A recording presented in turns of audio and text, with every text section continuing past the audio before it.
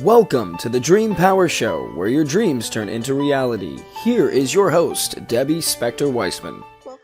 Welcome to the Dream Power Show. I'm your host, Debbie Spector-Weisman, the Dream Coach. When I first began my study of dream work, I didn't know everything about what we can learn from these visions in the night.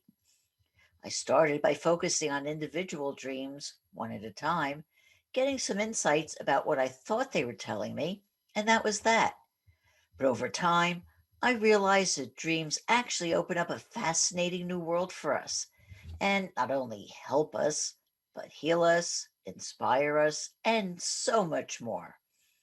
We're going to dive into all aspects of dream work with my guest, Laurel Clark.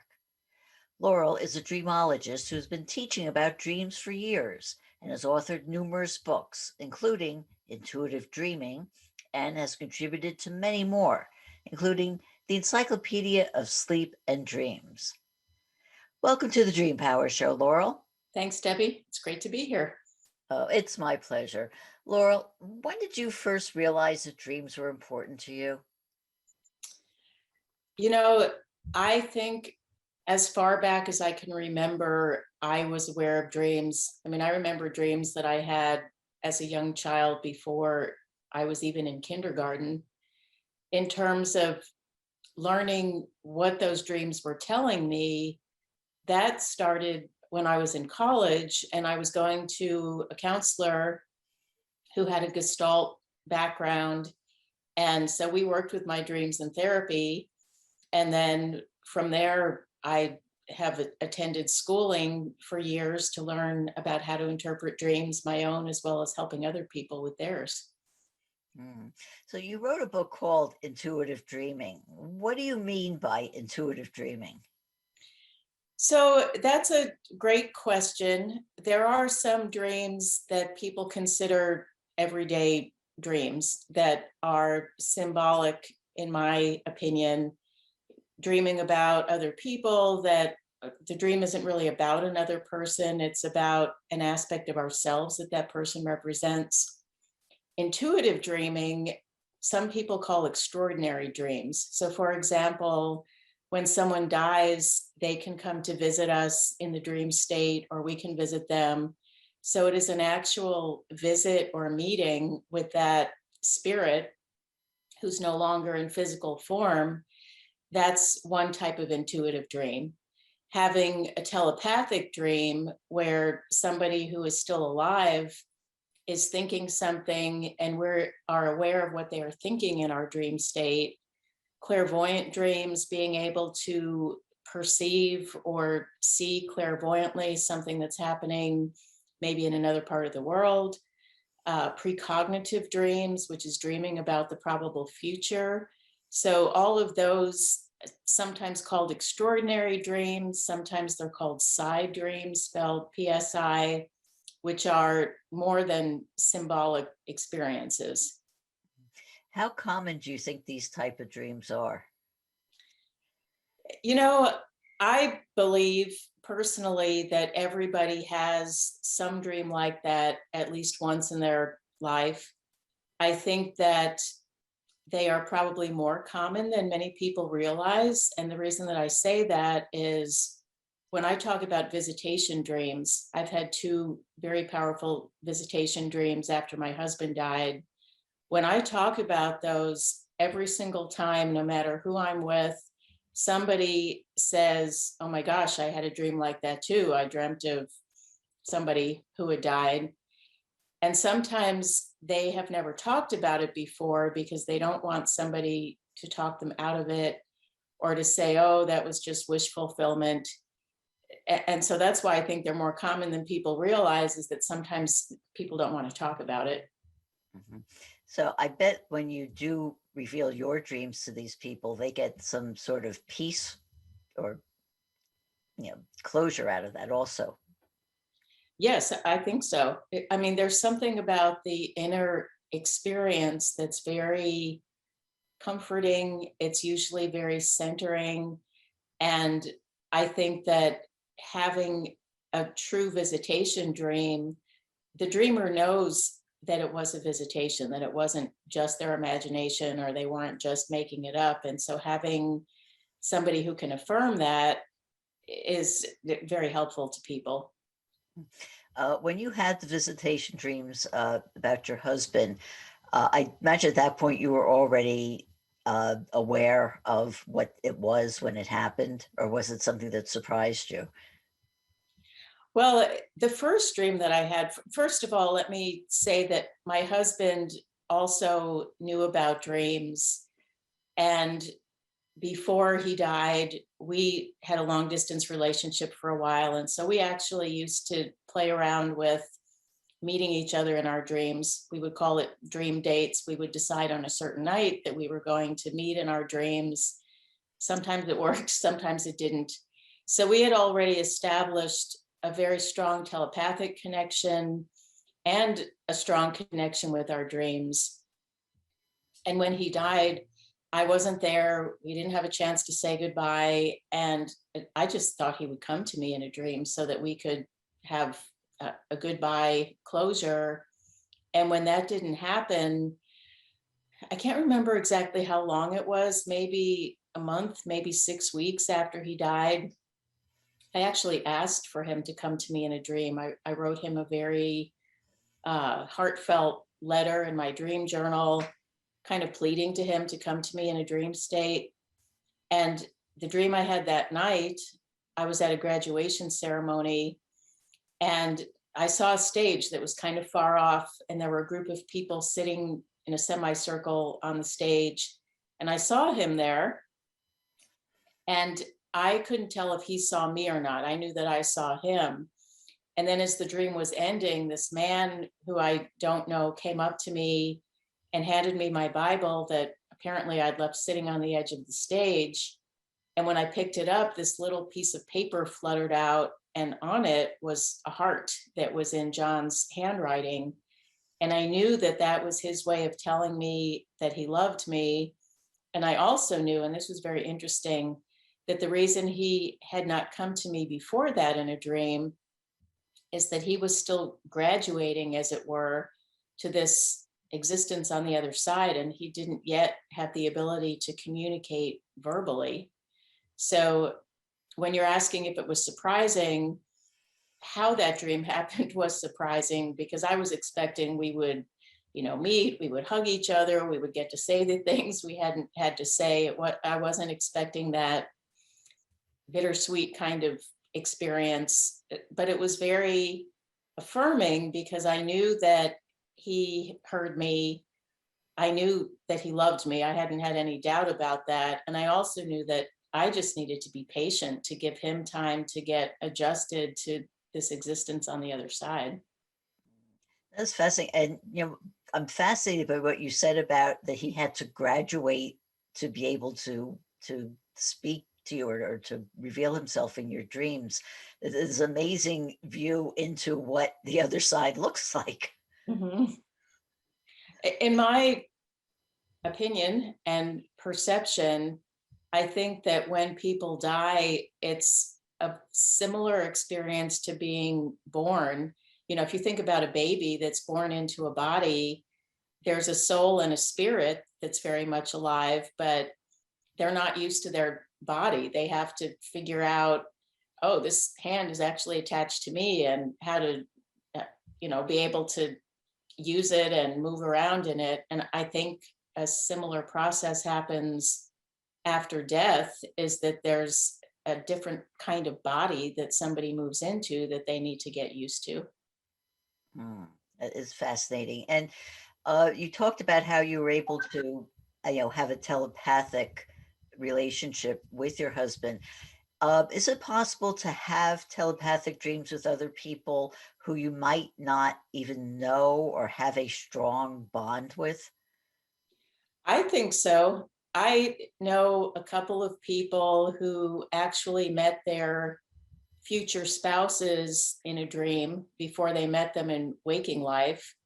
And in both cases, the people who had the dream recognized the spouse who they hadn't met yet in waking life. And they even knew that that person was going to be their spouse. So I definitely think that can happen. I know that it is not uncommon for somebody to either, they might consider it hearing a voice, or they might see a name written out of somebody they don't recognize. And then later on in waking life, they have the actual encounter. Mm. Yeah, I know. Yeah, we're both members of the International Association for the Study of Dreams, and I know that they've done contests where person A dreams to person B, and person B to person C, and then back to person A. Have you been involved in that, or can speak about Yes, that? actually, the last time there was an in-person conference, I won the Dream Telepathy contest. And there used to be an online conference called Cyber Dreaming, which is a pun, PSIBER dreaming. It was an online conference that was 2 weeks long, and they had dream telepathy contests. And I never won first place, but I won some honorable mentions and a third place in one of those contests. So I love dream telepathy. I love waking telepathy also. So is this a skill that can be learned? Yes, it is. And I think it starts with people learning how to cause their minds to be still, to allow there to be some quiet time, and to allow that interior silence to be there, to give us the opportunity to hear and receive and perceive what is other than our own mind, which in this day and age is pretty challenging because there are so many stimuli for us to be on 24/7. And so it requires some conscious choice to say, I'm going to sit in silence without listening to a guided imagery, without having the TV on, without having any kind of external input. It is possible. I mean, I've had challenges where I've been asked to be or imagine silence, for a minute, and even that is a difficult goal to get to. But it is learnable. It is teachable. I want to turn to the idea of precognitive dreams. Tell me how you work with people who've had precognitive dreams. Well, first of all, I do want to say that I believe that the future is always probability. It's not predestined. And the reason that I think that's important is that sometimes somebody will have a dream of something that they consider a disaster, like they dream about somebody who they know dies, and then that person actually dies. And then the dreamer sometimes is afraid, oh my gosh, did I cause that because I dreamed about it? And I do not think that we cause things to happen by dreaming about them. I do think it's possible to dream of future probabilities. So one way that I work with people is, first of all, to realize that if the dream is about themselves, if it's something that they want to have happen, it can help them be prepared for it. If it's something they don't want to have happen, then they can look to see, is there something I can change about this? So a simple, not life or death example with myself, some years ago, I was elected to become president of the International Association for the Study of Dreams. And at the annual conference of this organization, the incoming and outgoing president give a speech. So I had a dream that I was at this conference, I was at the meeting, I was listening to the previous speaker, and all of a sudden realized, oh my gosh, I don't have my notes with me. And in the dream, I was trying to figure out, do I have time to run back to my hotel room and get my notes, or can I just wing it? And I woke up feeling kind of panicked. And fortunately, I had the wisdom to, I emailed someone I know who is also a longtime member of this organization, who's very wise. And she also is a big proponent of mutual dreaming. And she said, sometimes we have precognitive dreams so that we can change the future. That was all she said. And I thought, okay, here's how I can prepare for this. First of all, I made 3 copies of my notes and I put them in 3 different places. And I rehearsed the speech enough that I could be able to give it without having to rely upon my notes. So somebody might hear that and say, well, that wasn't a precognitive dream because it didn't happen. You didn't, show up at the meeting without your notes. And I believe that had I not had that dream, that might have happened, but because I had it and listened to it and reached out to someone else who gave me some advice, then I was able to change the future. How can people find out more about you and your services?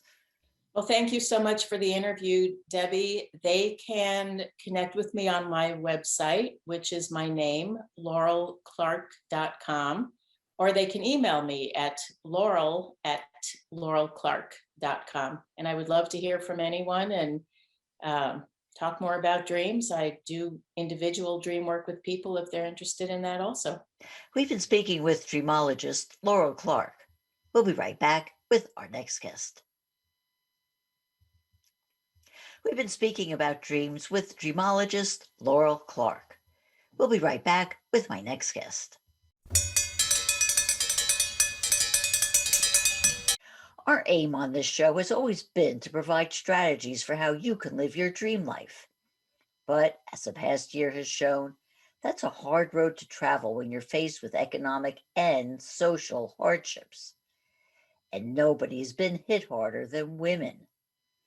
According to Labor Department data, more than 11 million women have lost their jobs, and about another 2.65 million have left the workforce entirely.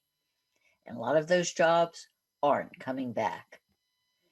But the same forces that upended many women's sense of security can also be the catalyst to new opportunities. We're going to explore the way we can use the lessons from the pandemic to thrive in the new economy with global entrepreneur and best-selling author Ruble Chandy.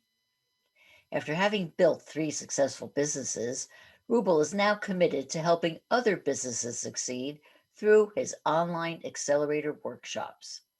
And he's the author of the best-selling book, 90 Days to Life, a journey from turmoil to triumph. Welcome to the Dream Power Show, Ruble. Thank you, Debbie. It's great to be with you. Oh, thank you. Well, everybody's been predicting a post-pandemic boom because of all the pent-up behavior and spending that's been held in check for the past year. Do you agree? There will be a temporary activation of economy because of that. At the same time, we are stepping into a new and unknown world. Because of the pandemic, the last season, which was 2007, 2008, with the recession, banks were out of money. They didn't have money. So we ended up paying banks money so that banks can sustain. But in this game, this might sound a little bit not positive for a second, but there is a bright side at the end of the tunnel. I'll share that with you in a second. But this time, countries are going through financial crisis, that countries are not having enough money to support their people. So including many of the biggest countries in the world are in a challenge where they don't know how to manage the situation anymore. But once this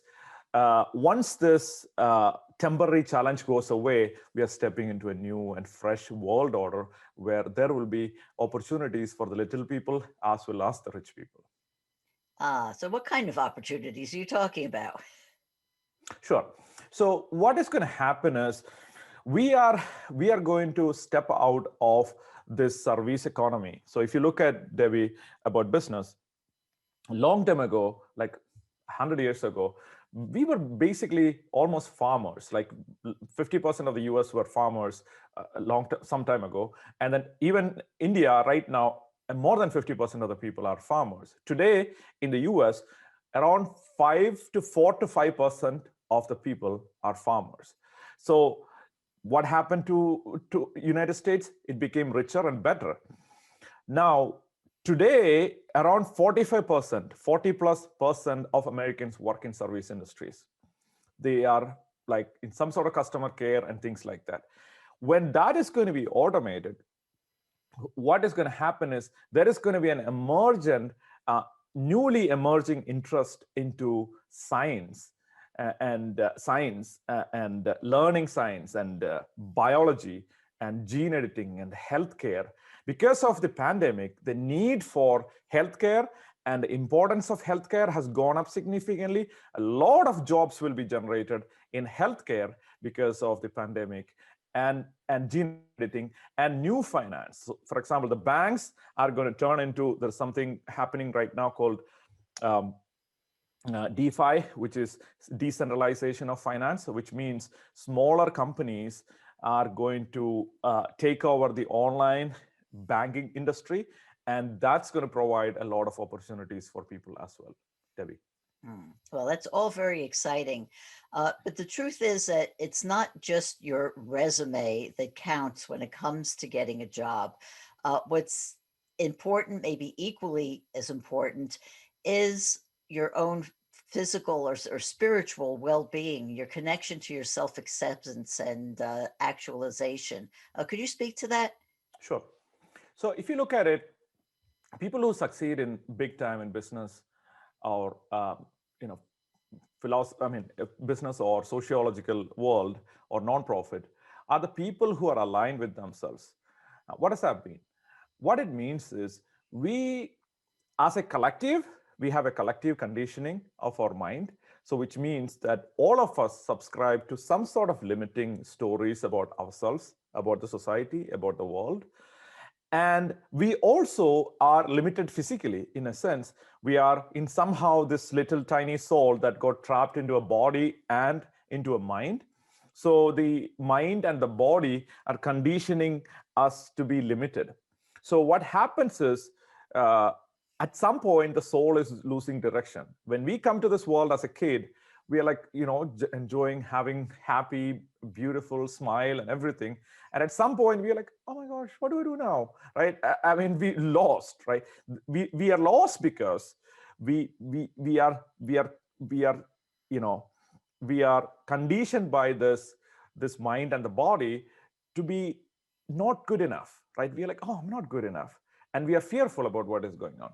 So when we are, Debbie, in alignment with who we are, when we are in alignment with what we stand for, our mind and our body and soul has a direction. We have a direction for our soul. When we are in that direction, no matter what happens to the world, you will have job, you will have business, you will have your practice growing, because you will find opportunities because you are in alignment with yourself. You are in alignment with the universe. Well, if you were one of these 11 million people who lost their job, or you're just feeling so overwhelmed by everything that's happened in the past year, how do you redevelop your sense of self? Okay. To understand that you haven't lost it is the most important step, because there is a constant part of us we associate with our job. We think that because we have our job, we feel secure.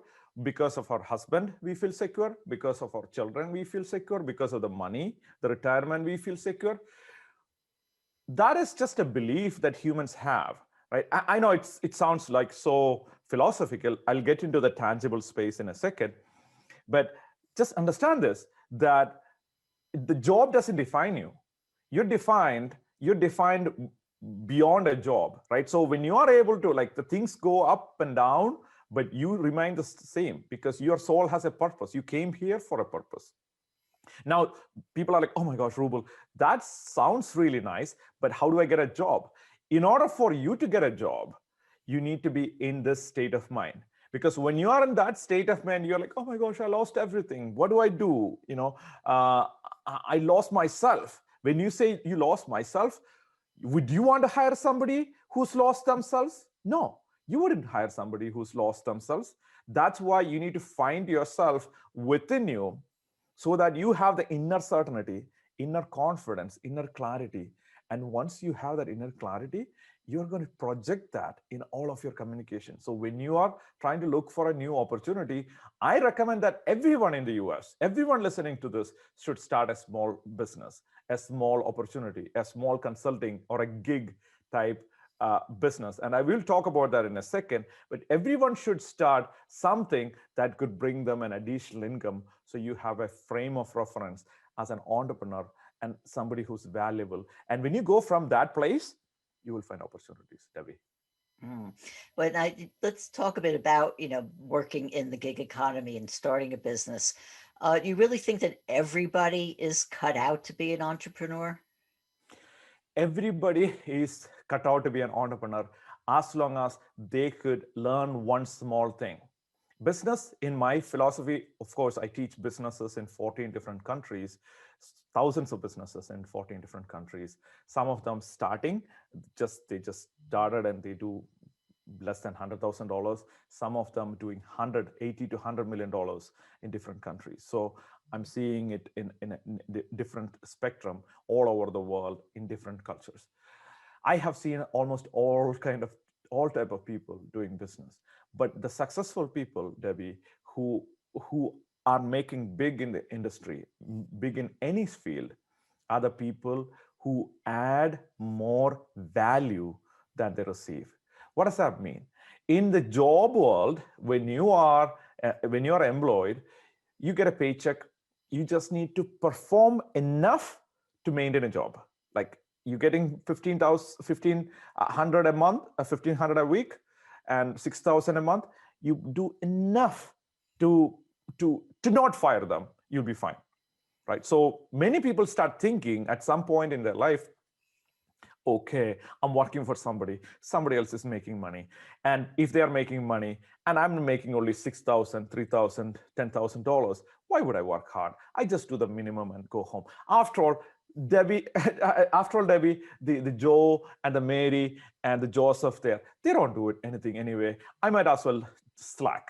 That's the mentality of a lot of people. I'm not saying if you're listening to this, you are like this, but that's a mentality. With that mentality, no, you shouldn't start a business. But if you could change that mindset today, you shouldn't do a job either if that's the mentality, right? So what we need to have is a new mentality. New mentality is, the new mindset, Debbie, is you consider your job as an organization. Think that your job is a business. And people who are really successful, and I gave this advice to so many people, and dozens and dozens of people succeeded big time in their career and their business because of this. So what do? What you do, Debbie, is consider your job as a business. You are the CEO of this job. And then imagine your employer is your customer. And your employer is your customer. This is your early practice of doing a business with no risk. You don't have any risk. You're doing a business. And your boss, the CEO of the company, your colleagues, they are your vendors, your customers, everything. And imagine that you're running this business effectively and then give so much value than you're receiving. If you're getting $6,000 value today, give $10,000 value. I'm not asking you to work 80 hours a week. When you're spending your 40, 45 hours a week, whatever time you're spending, in that time, be as effective as you can, be as creative as you can, as if you're running Amazon. And when you do that for 1 year, 2 years, 3 years, at that point, you're like, oh my gosh, I could run a business. Now you're ready for a business. How can people find out more about you and your services? Sure. You can visit my website, rublechandy.com, RUBLECHANDY. And I'm actually teaching a free productivity training. If you come to the website, you will learn how to get access to it. And my book is called 90 Days to Life. You could search for 90 Days to Life anywhere, and then you would find many places selling 90 Days to Life, which is a simple, powerful story that could dramatically change the way you look at the entire world of entrepreneurship or your business. We've been speaking about the post pandemic economy for women with global entrepreneur Ruble Chandy. We'll be right back with our next guest. Sometimes it's difficult to get to the truth of who we really are. Childhood traumas may have made us afraid and silenced us from wanting or being able to speak what's really in our hearts. This was the case for my guest, Becky Norwood. But deep down, she realized there had to be another way. She was able to find herself and ultimately her mission through what I consider to be an unusual method: the power of story. As author of the best selling book, The Woman I Love, Becky began her journey of growth and healing, which led her to create her own publishing company, where she now helps others find their voices through their stories. And she's featured in the book, Amazing Woman, It's Your Time to Emerge. Welcome to the Dream Power Show, Becky. Thank you. It's a delight to be here. Oh, thank you. Becky, tell me, why do you believe telling our stories is a gateway for growth? I think that there's so many of us, especially, I think everyone has had something that shakes them to the core. And whether that happens when we're very, very young, like it did for me, or whether it's something in adulthood, where there's something that happens, and whether it's a health issue, doesn't matter what kind of an issue it is. It's sometimes we get immersed in the story of it all.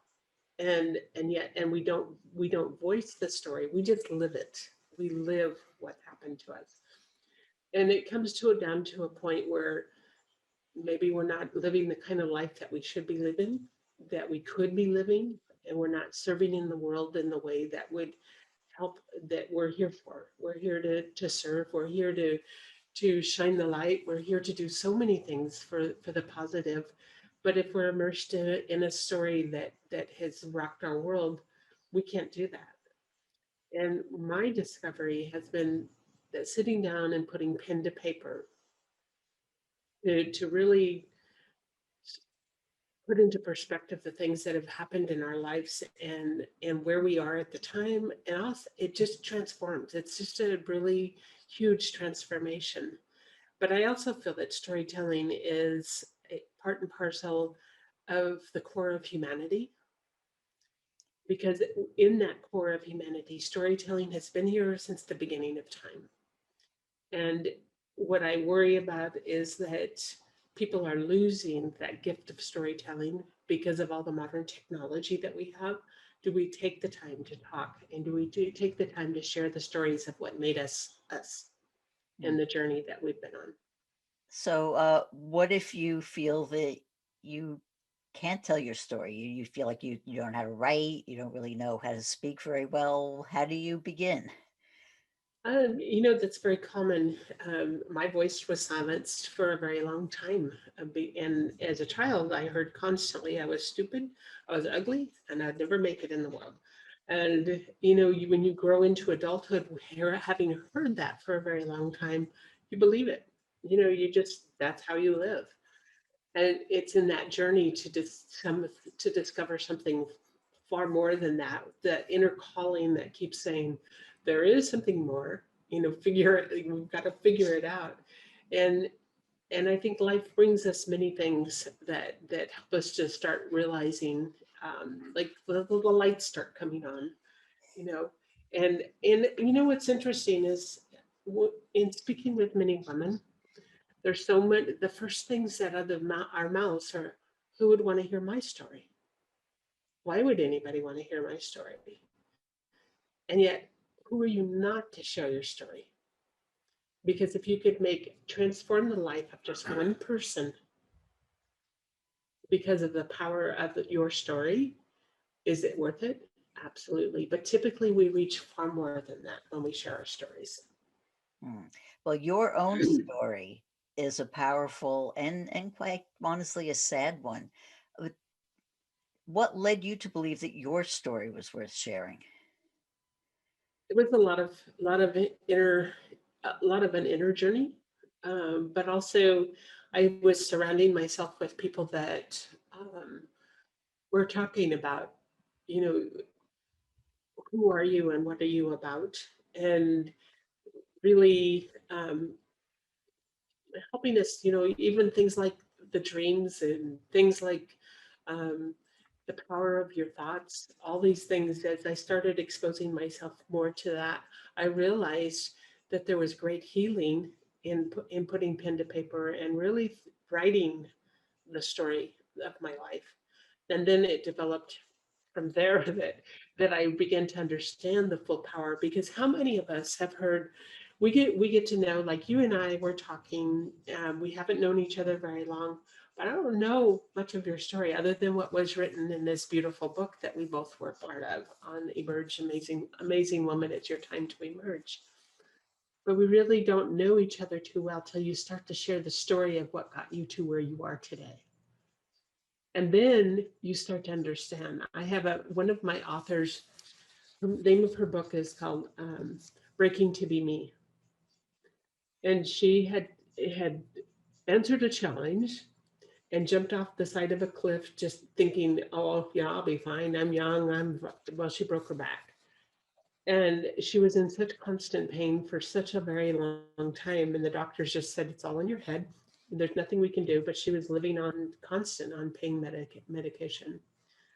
And she finally found a doctor that worked with her to go deeper into the core issues of what was behind that pain. And now she lives a pain-free life and teaches others what she learned. And it's just amazing what she does. But until you understood her story, her backstory, you did not know what led her to the work that she's doing today. And look at you, what you're teaching about dreams. There was something that led you to listening to this calling that you had, and it had to be a series of things that had gone on in your life that brought you to that point where you wanted to listen to dreams. Yeah, this is so true. It's actually true. When you said that you got healing from telling your story, what exactly do you mean by that? I actually wrote a book and published it, and it was released out to the world. And I was nervous because I was very authentic, very raw, very vulnerable in describing my story. But there was something magical that happened from it, not only in the writing, because in the writing, you start to get a whole different perspective when you have to put pen to paper and get those juices going to be able to even write a book like that. But then it was published, it became a #1 international bestseller.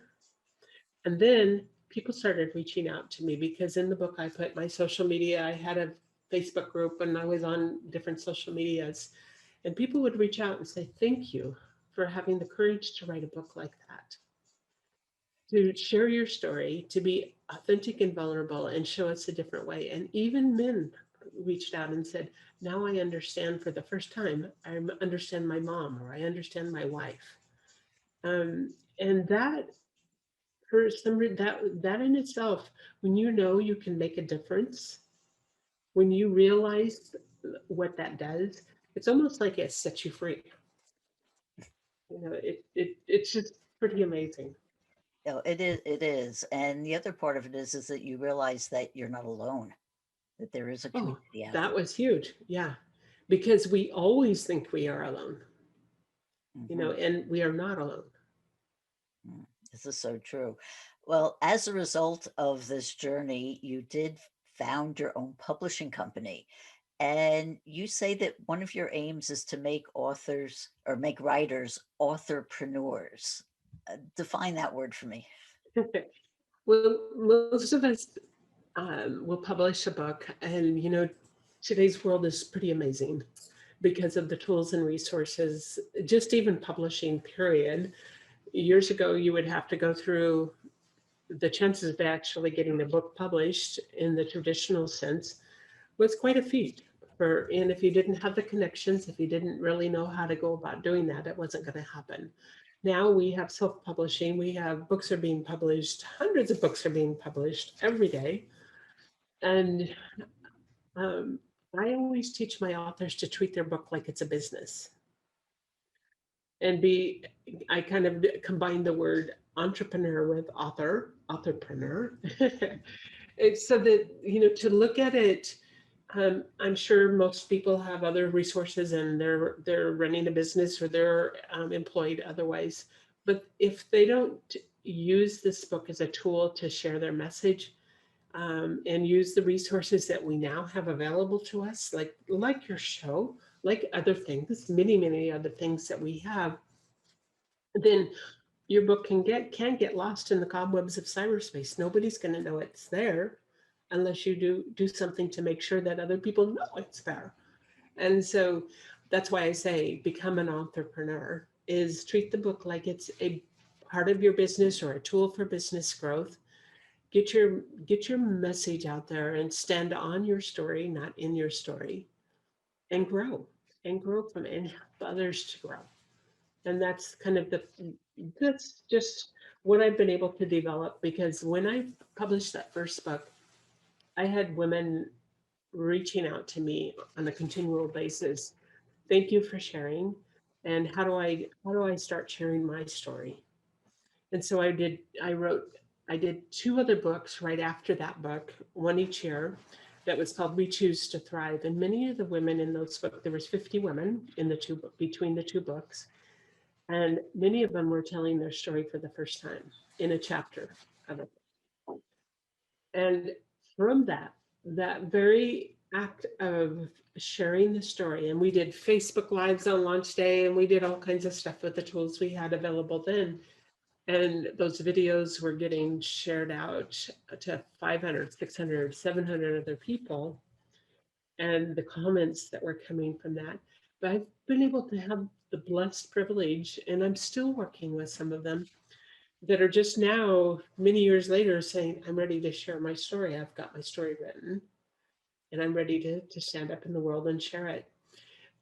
But so many of the women in those two books have gone on to do amazing things. They're now coaches, and they've got nonprofit organizations started. They've got all kinds of things to further their cause of what kept them held down for so long. But it was all because they were willing to stand up and share. Mm. Well, so far you've been talking about people who telling their stories, people who have had traumas or have had misfortunes in their lives. What about the person who kind of feels like there is nothing bad in their life? What about their story? Is that also worth Oh my sharing? goodness, so important, because they've had a wealth of goodness that has been in their life, and they've learned even from the good that has transpired. But you can't keep your story to yourself. You got to talk. There's something that they're an expert in. There's something that they're very good at, and it's time to share. What our world needs more than anything else is for those of us that have the heart to do so, is to stand up and lead in all the ways that we can, because we have the tool sets available. Look at what we're doing on Zoom right now.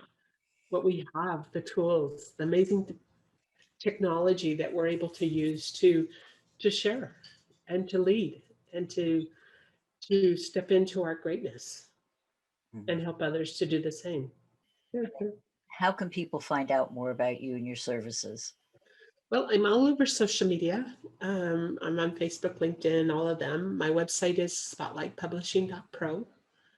And I do have a PDF download. I think it's called spotlightpublishing.pro/4 pillars. I think that's what it's called.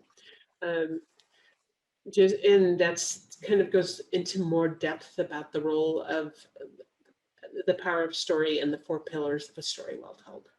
We've been speaking with story advocate, the story whisperer, Becky Norwood. We'll be right back with our next guest. When I was studying dream work, it was presented to me in the form of Joseph Campbell's hero's journey, where we start out on a great adventure, face dark challenges, and arise victorious in the end. The part I always found most difficult was being in the belly of the whale, that dark night of the soul time when we can get trapped in the feeling that all is lost. Many of us can get stuck there and live with that sense of fear and dread our entire lives, where we keep ourselves playing small in the belief that that's the best way to protect ourselves and our loved ones. One person who was able to break through the whale's belly and find her way to her sacred soul is my guest, Rocio Ortiz Luvano. She was able to rise from the wreckage of a broken marriage to find peace and purpose she hadn't thought possible. How? Well, let's meet her. Welcome to the Dream Power Show, Rocio. Thank you, Debbie. It's such a pleasure to be here. Oh, it is my pleasure, believe me. Well, Rocio, you started on this journey as a result of the end of another one, your marriage. Tell us what gave you the courage to end that marriage that wasn't working for you anymore. Yeah. So, like you mentioned, I was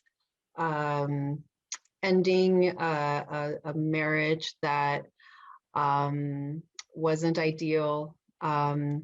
It wasn't as harsh as it might sound, but I just wasn't being valued in that relationship. And so I decided that I needed to pull away. And in the marriage, we went through some pretty tumultuous situations that were traumatizing for me and for my son. And that was the moment when I realized I need to pull away from this. This is no longer serving me, and it's no longer serving my son. And so I had this encounter with an intuitive healer who, when we met, gave me this perspective that I never could have imagined. She basically explained that if I remained in my marriage, I would become a shell of a woman. And would I want that for myself? And would I want that for my son? And as soon as she said, do you want that for your son? That was a moment when I felt this enormous shift. I thought, I couldn't possibly do this to my son. I can't. I just need to do something. And so that was really what gave me the confidence and the strength and the determination to move forward. And so that started me on this journey, on a journey of discovering myself, discovering my abilities, my skills, things that I could truly offer to not only to myself, to my son, but also to other women who could potentially be going through turmoil or challenging circumstances, or just find themselves in an unhealthy and less than ideal marriage, right? So tell me about the discoveries. Like, what was it that you found about yourself that you hadn't realized? Yeah, that's a really good question. Again, going back to that conversation with the intuitive healer, she mentioned to me that my spirit guide was Mother Mary, and that if I connected with her, if I reached out to her, she would guide my way. She also pointed out that it was really important for me to explore Eastern philosophies, to do yoga, to learn about the work of Marianne Williamson, to read about Thich Nhat Hanh and all of his philosophies.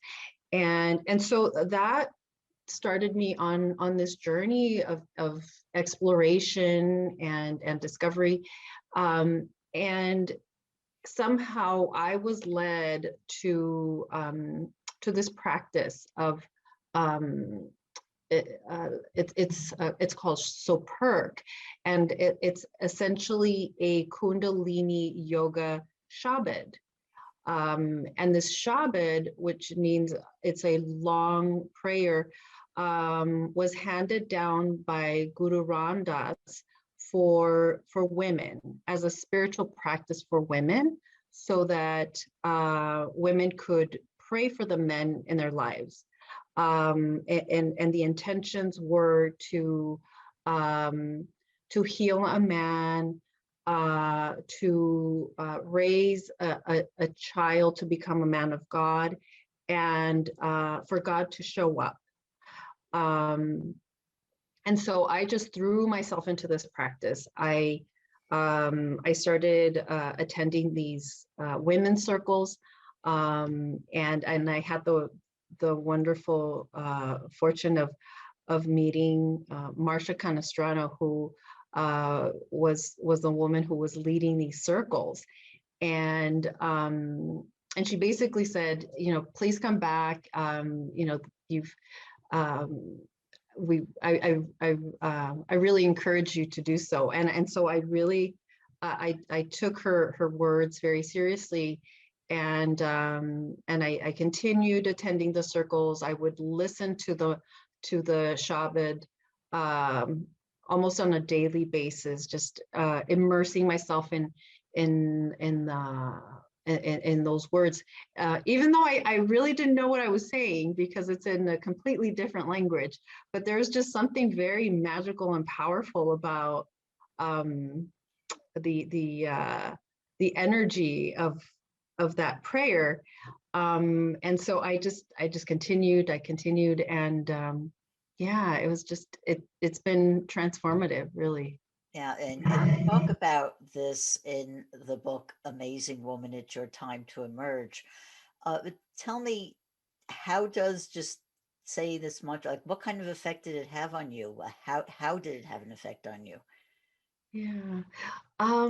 So initially, I really didn't know how it would impact me.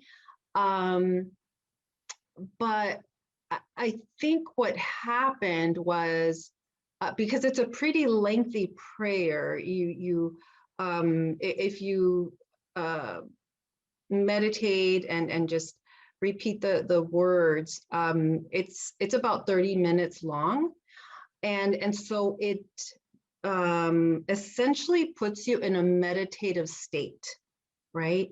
And so, as we know, meditation has just profound implications on your well-being, on your body, on your spirit, at so many levels. And so I think it was the practice of repeating the words, for sometimes hours at a time, was, I think, what essentially was creating that healing. Years later, I participated in a fellowship program called the Napa Infant Parent Mental Health Fellowship. And through that fellowship, I learned about the work of Dr. Bruce Perry, who is a renowned child trauma specialist. And he talked about the importance of engaging in rhythmic, patterned, repetitive somatosensory experiences for healing. And so he would talk about how this was so important for the healing of children who have experienced severe trauma. And so when I heard him say that, I thought, wait a minute, I think I've been engaging in my own healing inadvertently, right?